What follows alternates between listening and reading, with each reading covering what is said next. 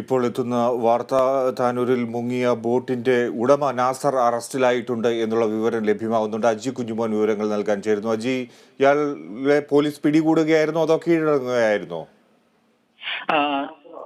Fiji, Kozhikode വെച്ചാണ് നാസറിനെ arrest ചെയ്തത്. ഇന്ന് രാവിലെ തന്നെ ഈ നാസറിന് വേണ്ടിയുള്ള തിരച്ചിൽ പോലീസ് ഊർജിതമാക്കിയിരുന്നു. കൊച്ചി പാലാരിവട്ടം പോലീസിന്റെ നേതൃത്വത്തിൽ നാസറിന്റെ സഹോദരനെയും അറസ്റ്റ് ചെയ്തിരുന്നു. അവരുടെ വണ്ടി ഉൾപ്പെടെ കസ്റ്റഡിയിലെടുക്കുന്ന സാഹചര്യങ്ങളൊക്കെ ഉണ്ടായിരുന്നു.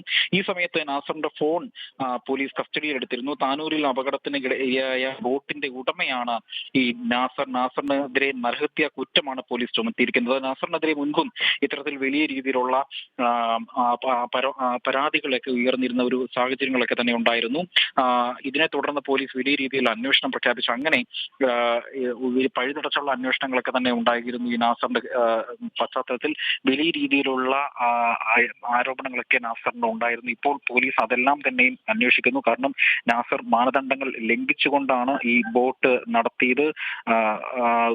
പ്രവാസിയായ നാസർ മത്സ്യബന്ധന ബോട്ട് അത് വിനോദസഞ്ചാരത്തിനായി ഉപയോഗിക്കുക എന്നുള്ള കുറ്റങ്ങൾ അടക്കമുള്ള കാര്യങ്ങളെല്ലാം തന്നെ ഈ നാസറിനെതിരെ ചുമത്തിയിട്ടുണ്ട്. ഏതായാലും കോഴിക്കോട് വെച്ചാണ് ഈ നാസറിനെ ഇപ്പോൾ പോലീസ് കസ്റ്റഡിയിൽ എടുത്തിരിക്കുന്നത്. ഫിജി. ശരി അജി.